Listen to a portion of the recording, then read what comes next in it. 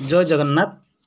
Hello friends, देखंतु मु आज आपण मानकु क्लियर कर देवाक चाहे केउ मसीहारे पिलाटी जन्म होइथिले से क्लास 1 ले एडमिशन हो पारिबो आ केउ मसीहारे जन्म होइथिले से शिशु बाटिकार नाम लिखाई पारिबो।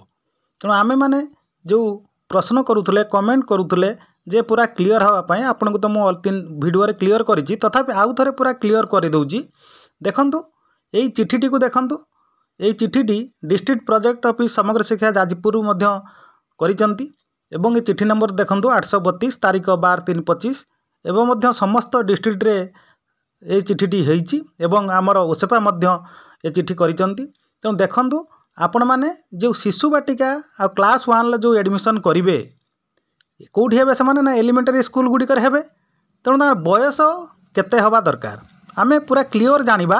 देखंतु नाम लेखा पाई जो 2025-26 एप्रिल रो शिक्षा वर्ष आरंभ होउची, नुआ शिक्षा वर्ष आरंभ होउची, सेतरे आमे जो नाम लेखाइबा जो प्रवेश उत्सव हबो सेठी शिशु बाटिका 5+ दरकार। 5+ का आमे केबे हबो ना 2/9/2019 रु 2/9/2019 रु 1/9/2020 मध्य रे जे जन्म हेइदिबो सीए कोन करिवो शिशु बाटिका रे नाम लेखाइबो।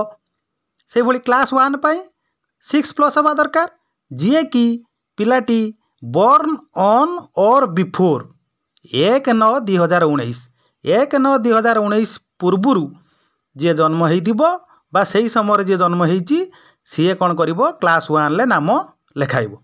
एई दुईटा कथा पूरा क्लियर हो जांतु। 2/9/2019 रु 1/9/2020 मध्य जन्म हेले सी शिशु बाटिका, आउ जी 1/9/2019 पूर्वरु जन्म बा सेही 1/9/2019 से समय जन्म होइची सी हूँ क्लास 1 ले नाम लेखाइबो।